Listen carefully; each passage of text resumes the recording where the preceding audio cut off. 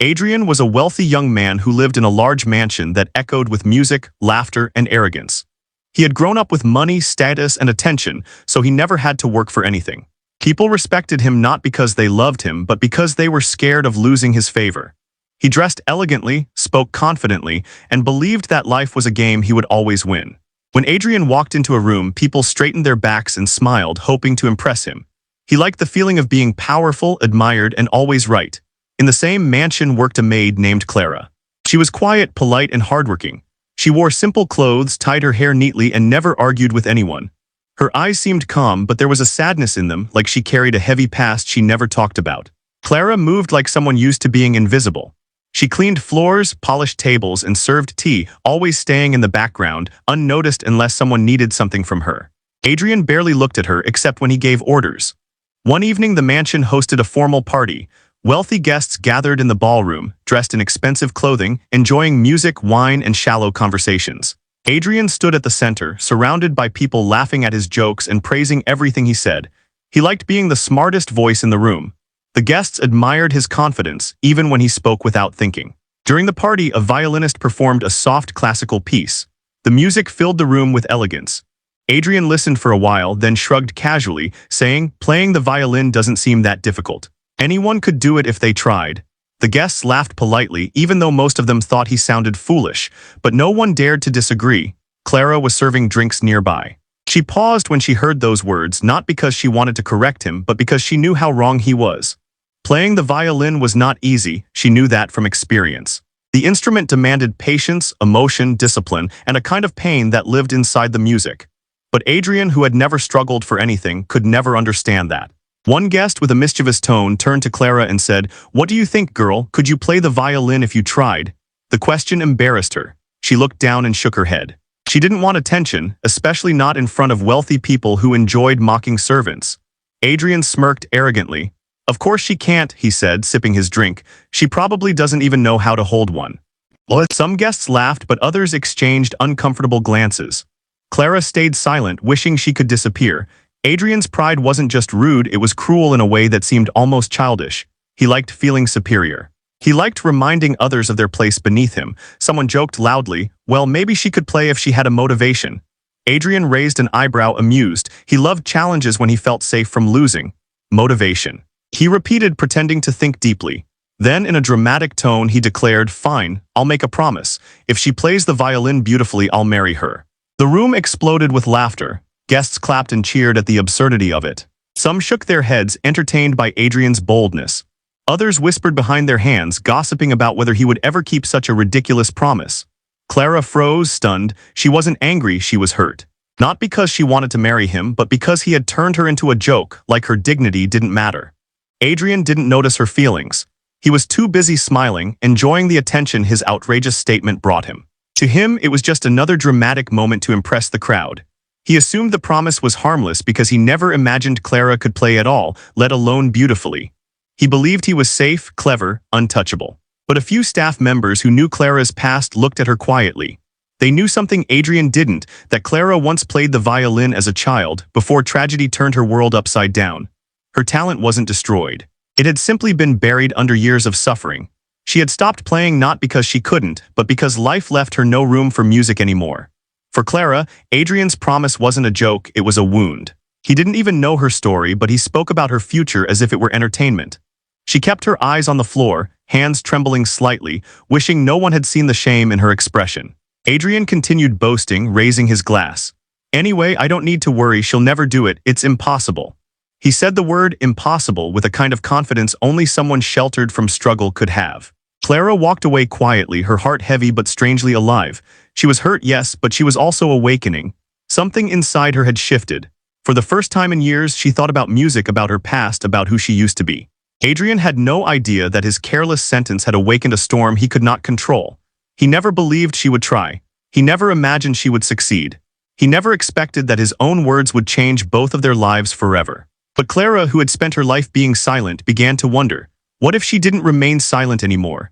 Clara spent the rest of that night working quietly in the mansion, but her mind was somewhere else. She kept replaying Adrian's words in her head, not because she cared about marrying him, but because of the way he had spoken, careless, confident, certain that she was incapable. He had promised marriage the same way someone might promise a coin to a child, expecting the challenge to be impossible. He had spoken loudly, proud of his own joke, while she stood silently, swallowing humiliation. Clara had not touched a violin in many years. When she was young, before life became complicated, she used to play every evening with her father. He taught her how to hold the bow gently, how to feel the strings instead of forcing them, and how to let emotion flow instead of trying to control it. She remembered sitting near a small window, practicing simple melodies while her father listened with closed eyes, smiling proudly. But that life ended suddenly when sickness took him away, leaving Clara alone with responsibilities too heavy for a child. Music disappeared from her life after that. She had to work, move, and survive. The violin that once felt like her voice became a reminder of pain. She stopped playing not because she stopped loving music, but because life demanded that she forget anything that didn't fill her stomach. Years passed, and her hands learned how to scrub floors instead of play strings, how to carry trays instead of emotions. But now, after Adrian's careless promise, the memory of her old life returned like a faint melody she could almost hear. She felt something she hadn't felt in a long time, a spark of courage mixed with anger. It wasn't pride. It wasn't ambition. It was a quiet wish to prove that she was not as small, stupid, or incapable as everyone thought. Later that night, long after the guests had gone and the mansion was silent, Clara walked into an old storage room where unused objects were left to rot. She searched through dusty boxes, old decorations, broken furniture, and forgotten belongings until she found it, a violin case lying beneath a pile of fabric. It was cracked and dirty, its hinges rusty, but Clara recognized the shape instantly. Her heart beat faster as she picked it up. Inside was a violin that belonged to the mansion long ago. It wasn't perfect. One string was loose and the wood was scratched, but Clara didn't care. She held it like it was something fragile yet precious. When she lifted it to her chin, her body remembered what her mind had forgotten. It felt familiar, like she had never stopped. Clara plucked the strings softly. The sound was rough, weak, broken, like her heart had been for years. She tried a simple tune, but her fingers trembled, producing a shaky, unpleasant sound. She winced, embarrassed by how much skill she had lost. For a moment, she felt foolish for even trying. Maybe Adrian was right. Maybe she didn't belong anywhere near music, but something inside her refused to give up. She wasn't trying to win a game or impress a wealthy man, she just wanted to feel alive again. She closed her eyes and tried again, slower this time. The violin responded with a hesitant but recognizable note. Not beautiful, but honest. Clara practiced every night after work when everyone else was asleep. She made mistakes, got frustrated, and sometimes cried quietly when she couldn't control the sound. Her fingers hurt, her shoulders ached, and she realized how much effort music truly required. It wasn't talent alone, it was devotion, patience, and endurance. She wondered if Adrian had ever struggled with anything in his life the way she struggled with each note. Days passed and Clara improved little by little. She remembered pieces of melodies from her childhood, fragments of songs her father taught her. Sometimes she would stop playing and just sit on the floor, letting memories wash over her. The music made her feel connected to him again, as if he was sitting beside her, proud of her effort. But practicing secretly was not easy. Clara lived a life of constant fatigue. She worked from morning until night, cleaning rooms, washing clothes, serving food, and obeying orders. She rarely slept more than a few hours, yet she always found time to practice. Even when her back hurt and her eyes burned from exhaustion, she forced herself to play a little each night. Not because of the promise, but because music filled a part of her heart that had been empty for too long. Some staff members suspected she was hiding something. They saw her disappear after work, heard faint sounds from the storage room, or noticed her tired eyes the next morning. A few whispered among themselves, remembering the challenge Adrian made. They didn't believe she could succeed, but they admired her determination quietly. No one mocked her this time. They saw her effort, her seriousness, and respected it silently from a distance. Clara never imagined proving anything to the world. She wasn't trying to make Adrian fall in love with her or embarrass him or win admiration. She simply wanted dignity, to stand in front of him and show that she was not someone to be laughed at. And somewhere deep inside, she wanted to prove something to herself, that she was more than a maid defined by poverty and silence. She didn't know what would happen when the time came. She didn't know if she would play beautifully or embarrass herself in front of everyone. But she knew one thing clearly: she would not run away. Adrian thought his promise was harmless, a joke for entertainment. He didn't know he had awakened a sleeping talent. He didn't know he had challenged someone who had lost everything except strength. Clara practiced alone, invisible, forgotten by most, yet stronger than anyone ever imagined. And while Adrian laughed with friends, certain of his victory, Clara prepared quietly for a moment that would change both of their lives forever. The days following Adrian's promise passed slowly, but for Clara, they were filled with quiet determination. She continued working in the mansion as she always had, serving guests, cleaning long hallways, polishing furniture, yet something inside her had changed. Before, she worked simply to survive. Now she worked and waited, counting hours until night came when she could practice the violin in secret. She did not tell anyone what she was doing, not even the staff who were kind to her. She feared that if someone knew, they might laugh, discourage her, or worse, tell Adrian. The last thing she wanted was attention before she was ready. She wasn't interested in public approval or applause. She simply wanted to prove that she could stand in front of Adrian without feeling small. But as the weeks passed, Adrian began planning a small gathering at the mansion. He wanted to entertain family and wealthy friends with food, wine, and music. It was a routine event for him, a way to show off the mansion's riches and his own charm. The staff worked twice as hard preparing for it, washing dishes, ironing tablecloths, decorating rooms, while Adrian walked around giving orders without lifting a finger. One afternoon, while everyone was busy, Adrian stood in the center of the ballroom and announced loudly, "During the gathering, the maid will play the violin. Let's see if she deserves her promised reward." He said it with a smirk, proud of the story he had turned into entertainment. Guests laughed, some shocked, others amused. They found it ridiculous that a maid would perform in front of an audience, ridiculous and exciting because it promised embarrassment. Clara, who was carrying a tray, froze when she heard those words. She had been practicing quietly, hoping that if she surprised him, the humiliation would fall on him instead of her. But now, Adrian had made her performance public. He had given her no choice but to perform in front of dozens of eyes, rich and cruel, waiting to see her fail. The thought terrified her. She felt the tray shaking in her hands. She wanted to hide, run, disappear, but she didn't. She swallowed her fear, lowered her head, and continued working, because quitting would give Adrian exactly what he wanted.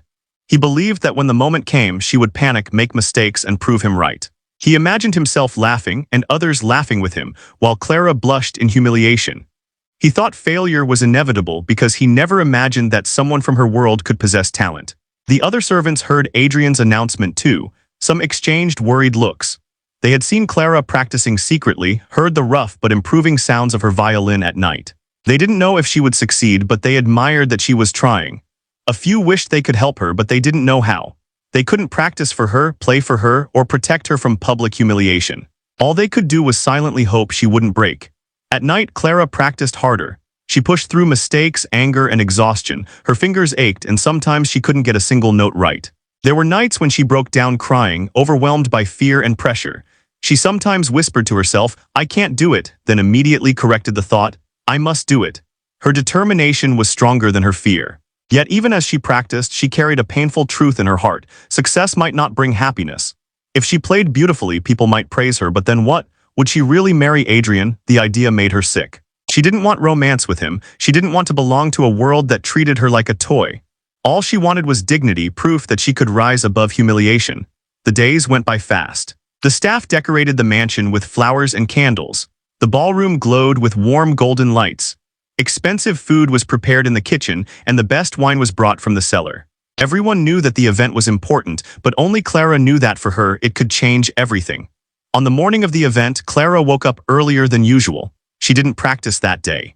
She rested her arms, saved her voice, and tried to steady her breathing. She looked at herself in a cracked mirror, a thin girl with tired eyes, messy hair, and hands rough from years of labor.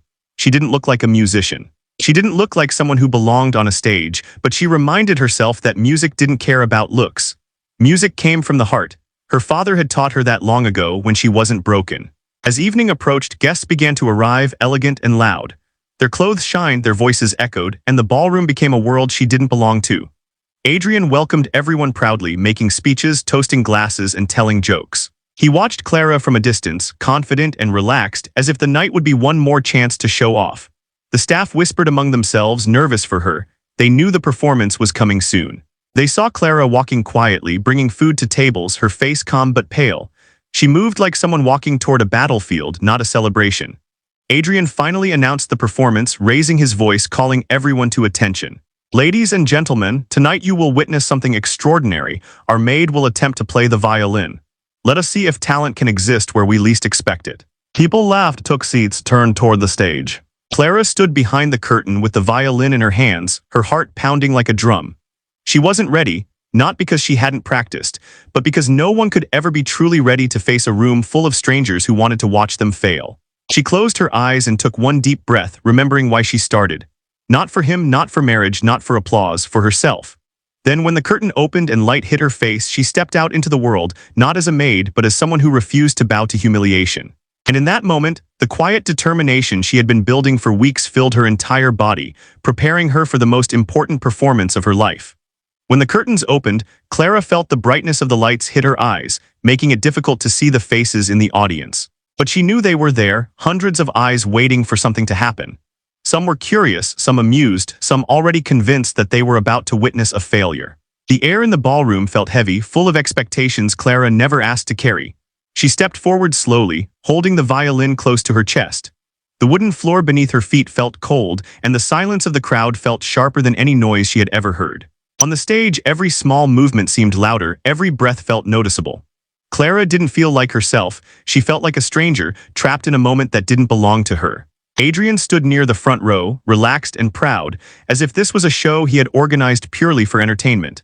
He had a slight smile on his face, the kind of smile that belonged to someone who believed they were in complete control. He knew that if Clara played badly, the laughter would be loud and he would stand in the center of it, untouched by embarrassment. But beneath that confidence there was a trace of curiosity in him, almost invisible. He didn't expect her to succeed, but something about the way she stood, calm, steady, made him wonder for a second about her past, her story, her strength. Clara looked down at the violin, her fingers shaking slightly. She took a breath, hoping no one could hear how loud her heart was beating. She lifted the instrument to her chin, placed the bow gently on the strings, and closed her eyes. For a moment, she didn't think about the audience, Adrian, or the promise. She thought about her father's hands guiding hers when she was young, about the sunlight coming through the window and landing on the violin, about laughter and warmth and music that once filled her world. The host stepped back, the lights dimmed slightly, and the room waited. But before Clara could play, Adrian raised his hand to interrupt. His voice echoed across the room, smooth and dramatic, as if he were the star of the night. "Ladies and gentlemen, before we begin, I want to make something clear," he said, standing up slowly. "I made a promise. If she plays beautifully, I'll marry her. I do not break my promises." A ripple of laughter spread through the audience. Some people clapped, amused by his confidence. Others smirked, amused by the idea of a wealthy man marrying a maid because of a silly challenge. Clara felt a wave of embarrassment hit her chest, but she kept her eyes closed, refusing to cry or panic. She would not let his arrogance ruin her moment. She would not let him steal her voice. The host gestured to her gently, signaling that she could begin. But just as she lifted the bow again, she heard whispering from the crowd. Some people made bets. Some joked about who would ever marry a maid. Some even laughed loudly, confident she would fail. Clara opened her eyes and looked at the audience, not with fear but with clarity. She realized something important in that moment. This performance was not about Adrian's promise anymore. It wasn't about proving anything to him or winning anything from him. It was about proving something to herself. It was about reclaiming the part of her life that she had been forced to abandon. She lifted her head and met Adrian's eyes for the first time that night. There was no smile on her face, no nervousness, only calm determination. Adrian blinked, surprised by the intensity of her gaze.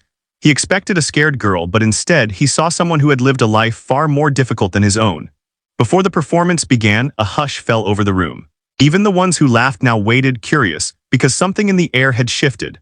Clara held the bow with steady hands, her back straight, her posture graceful. She looked less like a maid and more like someone who belonged to this world of music and light. The silence that followed was not mocking anymore, it was anticipation. Behind the scenes, the staff stood in a corner, watching silently.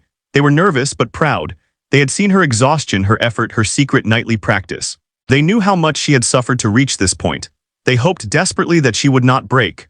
Clara took one last deep breath and thought of the promise Adrian had made. She didn't want to marry him. She didn't want a life controlled by wealth or pride. She wanted a moment, just one moment, where she could stand tall and let the world see her truth. She lifted the bow, positioned her fingers, and prepared to play the first note. Time seemed to slow down. The audience leaned forward. Adrian sat still, eyes fixed on her. The servants held their breath. And just before she played, Clara smiled softly, not at the crowd and not for applause, but for herself, because she knew that no matter what happened next, she had already done something extraordinary. She had dared to show up. She had dared to be seen. What came next would not just surprise Adrian. It would change both of their lives forever. When Clara drew the bow across the strings, the first note rose into the ballroom like a soft breath, fragile yet alive. It wasn't loud or dramatic. It was calm, clear, and full of emotion. The room, which a moment ago was buzzing with laughter and whispers, became silent. People who expected an awkward, painful noise instead heard something delicate and haunting. The sound surprised them, like rain falling gently after a long, dry day. Clara didn't play with confidence at first. She played with fear, carrying years of silence in her trembling hands. But as the melody continued, the music began to settle into its natural rhythm. Her fingers moved with memory, guided by an instinct she thought she had lost.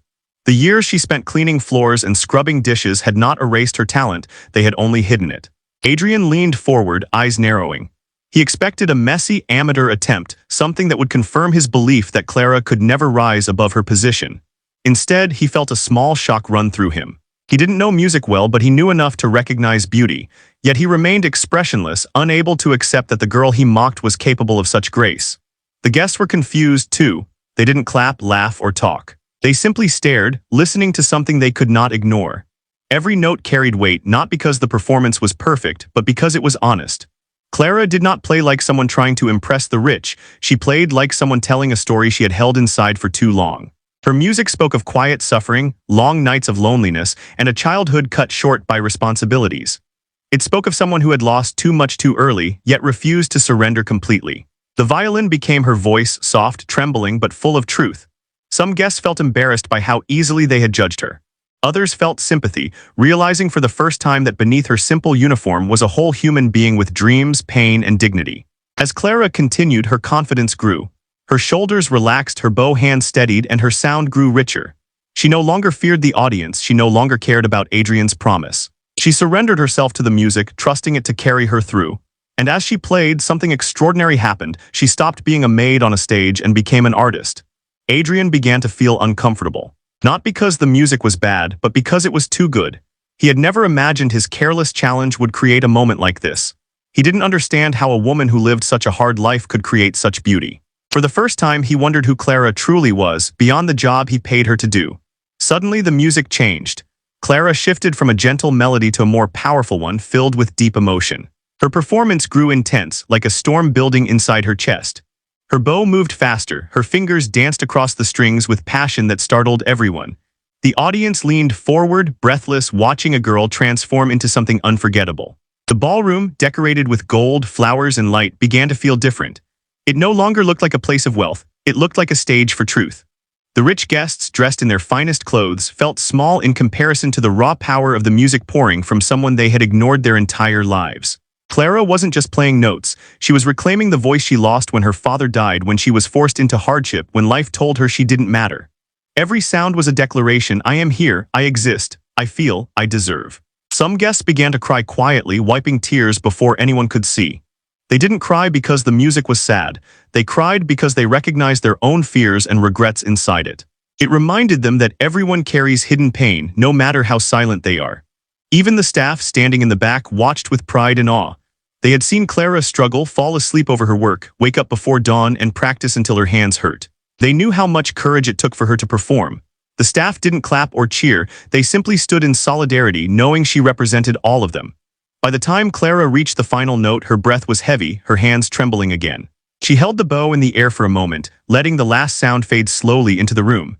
Then she lowered her instrument, eyes still closed, afraid to look at the audience. The silence that followed was unlike any silence she had ever known. It wasn't uncomfortable or mocking. It was awe, respect, humility. The audience didn't clap immediately because they were stunned. They had been expecting failure, comedy, embarrassment, but they had witnessed something genuine and rare. Finally, someone began to clap, then another, and another. And soon the entire ballroom rose to its feet, giving Clara a standing ovation. Not because she was a maid who did surprisingly well, but because she had touched them in a way they couldn't explain. Adrian sat frozen, his world suddenly smaller. He didn't clap at first. Pride held him still. But as he looked at Clara standing on that stage, tired, vulnerable, but magnificent, something broke inside him. He realized he had underestimated her from the moment he met her. He realized he had misjudged not just her ability, but her worth. He slowly stood and clapped, not because others were watching, but because he felt compelled to. But his applause didn't erase his arrogance, it only highlighted how wrong he had been. Clara opened her eyes and looked at the crowd. She didn't smile, didn't bow, didn't soak in the praise. She simply breathed, knowing she had survived the moment she feared most. And as she stepped back from the stage, one thought stayed in her mind. She had not played to win a marriage. She had played to win herself. The applause in the ballroom continued long after Clara left the stage, but she didn't stay to enjoy it. She stepped behind the curtain, sat on a small wooden chair, and let out a breath she hadn't realized she was holding. Her hands were shaking again, not from fear this time, but from exhaustion. Playing the violin had drained her completely, yet she felt strangely calm, like something inside her had finally been released. Like something inside her had finally been released. A few of the staff members rushed backstage, not loudly but with gentle urgency. They didn't hug her or make a big scene, they simply stood close, eyes shining with pride. One of the older maids placed a hand on Clara's shoulder and whispered, "You did it." Clara nodded, but she didn't reply. She didn't feel victorious. She felt relieved that the performance was over, that she hadn't embarrassed herself, and that she hadn't given Adrian the satisfaction of seeing her fail. Back in the ballroom, the atmosphere had changed. The guests, who earlier laughed and joked, now stood in small groups talking quietly. Many were confused by their own reactions. They had come to enjoy a night of entertainment, but instead they had been moved by something raw and emotional. Clara's performance reminded them that music wasn't just skill, it was struggle, history, and heart. Adrian remained seated, staring at the empty stage. His expression was unreadable. He clapped because others clapped, but his hands moved slowly, almost reluctantly. Pride battled with surprise, and surprise battled with discomfort. He wasn't used to being wrong, and he definitely wasn't used to having his own arrogance exposed so openly. Guests approached him, joking, "Well, it looks like you made a serious promise." Others teased, "You really have to marry her now." Adrian forced smiles, but inside he was unsettled. He had turned Clara into a challenge, not a person. He had assumed she would fail because in his mind poor people lacked talent, ambition, or skill. Yet in a single performance, Clara had shattered every assumption he had. He got up eventually and left the ballroom, not because he wanted to escape, but because he needed distance from the questions and teasing. He walked backstage expecting to find Clara embarrassed, crying, or overwhelmed. Instead, he found her sitting quietly, holding her violin, eyes tired but peaceful. There was no pride in her face, no triumphant smile, no need for attention. She looked like someone who had given everything she had and didn't want anything in return. For a moment, Adrian didn't know what to say. He had imagined this moment differently. He thought she would beg or blush or ask him to keep his promise. He expected her to be attached to the reward. Instead, she didn't even look at him. Finally, he cleared his throat and said, "You played better than I expected." His voice was stiff, heavy with words he had never practiced: admiration, apology, respect. Clara lifted her eyes slowly, meeting his gaze for a brief second. But she didn't thank him, she didn't seem grateful for his approval. She simply said, "I didn't play for you." Those words hit Adrian hard. He didn't show it, but inside something cracked. He had imagined the world revolved around him, that everything people did, good or bad, was linked to him. But Clara had just reminded him that she had her own reasons, her own life, her own story, independent of his ego. She stood up, adjusting the violin strap. For a second, Adrian thought she might leave, but she didn't. She waited, calm, composed, as if allowing him to speak again. He felt pressure to address the promise he made. After all, dozens of people heard him swear he would marry her if she played beautifully. But now that moment was here, he found himself speechless. Marrying her wasn't a joke anymore. It wasn't a game. It would mean changing his life permanently, and he wasn't ready for that. Before he could find words, one of the guests entered the backstage area, a wealthy woman with a gentle smile. She approached Clara, not Adrian, and said, "I've never heard anything so beautiful. You have real talent. If you ever want lessons or support, I'll help you personally." More guests followed her lead, offering help, offering opportunities, offering chances that Clara had never dreamed of. Music teachers, patrons, artists, all suddenly interested in her. Not as a servant, but as a musician. Adrian watched all of this with a strange tightness in his chest. He realized something uncomfortable. He wasn't the hero of this story anymore.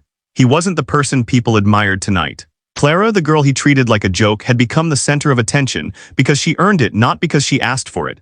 The staff came forward carrying plates of food, warm and fresh.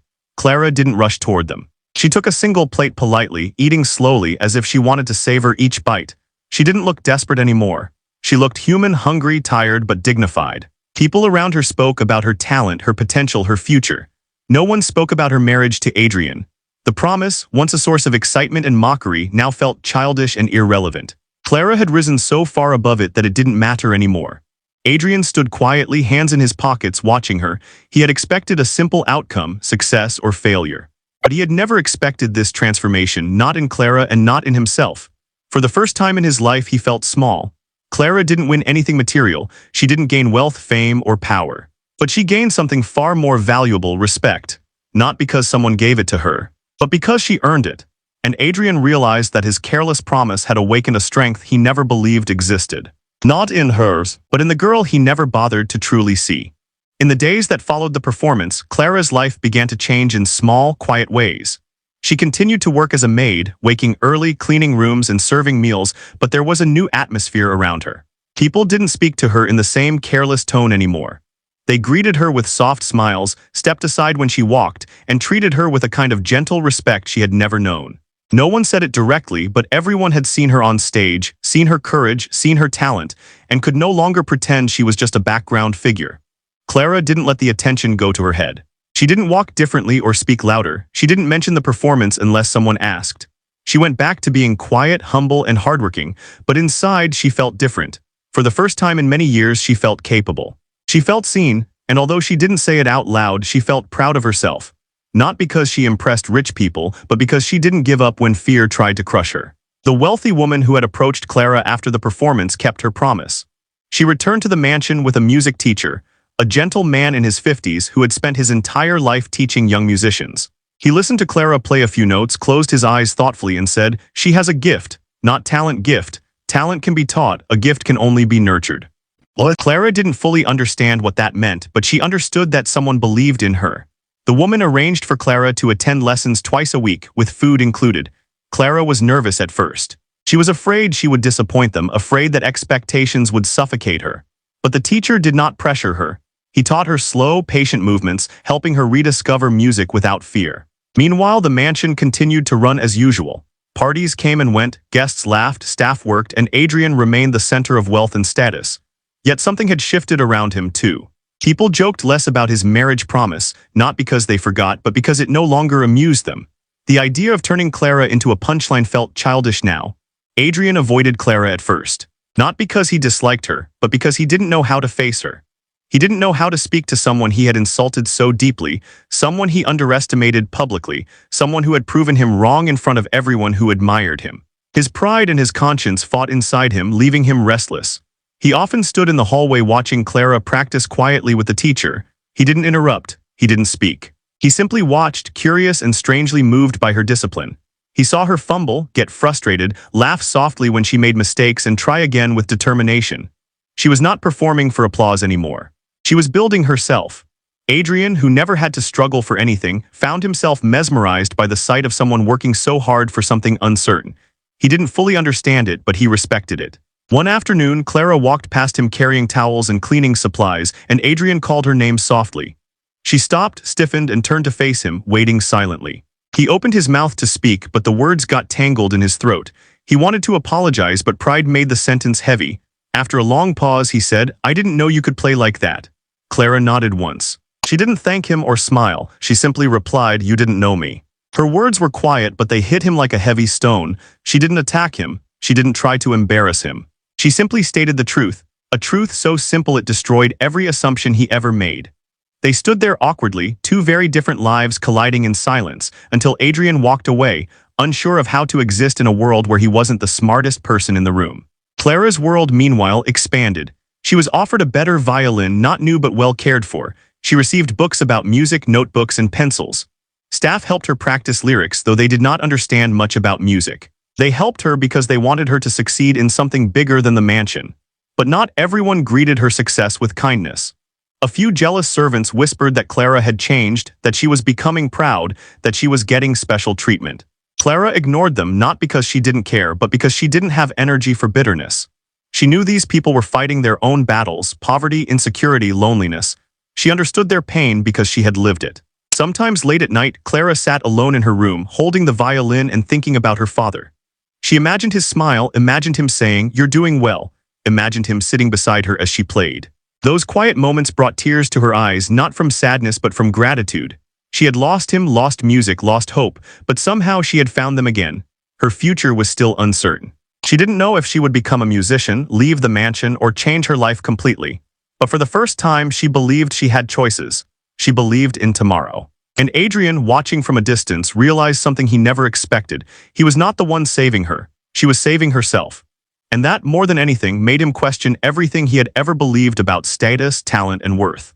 Months passed and the mansion slowly returned to its usual rhythm, but Clara's life no longer felt ordinary. She still woke early, worked long hours, and carried trays through crowded rooms, but she no longer moved like a shadow. People saw her now. They greeted her by name, nodded politely, sometimes even asked about her music lessons. She wasn't treated like a miracle nor like royalty, she was treated with human dignity, something she had gone most of her life without. Clara didn't change her personality because of this new attention. She didn't become proud or demanding. She stayed soft-spoken, gentle, focused. But inside her, something had shifted permanently. She no longer walked with the heaviness of someone unseen. She walked with quiet confidence, knowing she had something meaningful, something no one could take away. The music lessons continued regularly. The teacher, patient and wise, helped her refine her technique and strengthen her emotional control. She was not the best student he had ever taught, but she was one of the bravest. Every time she made a mistake, she corrected herself. Every time she got frustrated, she started again. She didn't rush to be great, she simply committed to becoming better. One evening, the music teacher stopped her mid-practice and said, "You're not playing to prove anything anymore. You're playing because you love it." Clara smiled softly, surprised by how true that sounded. Music had returned from being a painful memory to being a part of her daily life, a source of comfort rather than sorrow. Meanwhile, Adrian watched this transformation from a distance, struggling with feelings he did not know how to name. He respected Clara now, perhaps more than anyone else he knew, but he didn't know how to apologize for the way he had treated her. The simple fact was, there were no words big enough to erase the humiliation he had caused. He sometimes stood outside the practice room, listening quietly. He didn't interrupt, didn't speak, he just listened. The music wasn't perfect, but it was honest, and honesty was something he realized he had lacked for most of his privileged life. Guests at the mansion forgot about the marriage promise over time, laughing it off as a silly moment. Some even joked that Clara had won. But Clara didn't see herself as someone who had won or lost anything. She didn't want Adrian, didn't want wealth, didn't want a life defined by someone else's ego. She wanted freedom, freedom to choose, freedom to learn, freedom to feel alive. One afternoon, Adrian approached Clara in the garden where she sat practicing softly under a tree. She looked up, surprised to see him alone without friends or audience. He stood there awkwardly, searching for words that didn't sound arrogant. After a long struggle, he said, "I want to apologize for the way I treated you. It was wrong." Clara stared at him with calm eyes. She did not look angry and she did not look moved. She simply nodded, accepting the apology but not comforting him. She didn't try to make him feel better, it wasn't her responsibility. She said quietly, "I know." Then she added, not unkindly, "And I'm not angry anymore." Adrian felt both relieved and humbled. He had expected tears or forgiveness wrapped in gratitude. He had expected a dramatic moment, something emotional. Instead, Clara gave him something far more mature: peace. She forgave him not because he deserved it, but because she refused to carry bitterness in her heart. Time continued to pass, and Clara's music improved so much that one day, her teacher suggested she perform again. Not in the mansion, not for rich guests, but at a small community concert, where children, workers, and villagers would gather to share stories and celebrate art. Clara hesitated at first, afraid of returning to a stage. But this time there would be no humiliation, no cruel bets, no arrogant promise. It would be different, she accepted. The night of the concert arrived, and Clara stepped onto a simple wooden stage, not dressed as a maid, but in a modest dress given to her by her teacher. There were no chandeliers, no expensive decorations, no wealthy spectators. Just ordinary people smiling warmly, waiting to hear something beautiful. And when Clara played, the music flowed freely without fear or pressure. She played with heart, with gratitude, with the memory of everything she had survived. The audience listened quietly, not stunned or shocked, but connected. They didn't see a maid, they saw a young woman who fought for her dream in silence. Adrian was there, standing at the back of the room, watching without drawing attention. He didn't come to show support publicly, he came to witness who she had become. And in the soft light of that simple hall, he realized something important. Clara had created a life that had nothing to do with him. She didn't win because he challenged her. She didn't grow because he doubted her. She didn't shine because he gave her a chance. She did it because she refused to stay small. When the performance ended, the audience applauded warmly and Clara bowed with grace, not proud, not shy, just peaceful. She stepped off the stage and walked into a future she had built with her own hands. She never married Adrian. She never wanted his world. What she gained was far greater than any promise he could have given: her voice, her dignity, her independence. Adrian watched her leave, realizing that in trying to make a joke of her life, he had become the joke himself. Not because she proved him wrong, but because she proved that he never mattered to her story as much as he believed. Clara walked away, violin in hand, ready for whatever came next, not as a maid, not as a performer, but as someone who finally believed she deserved more than survival. And for the first time in her life, she wasn't afraid of the future. life, she wasn't afraid of the future.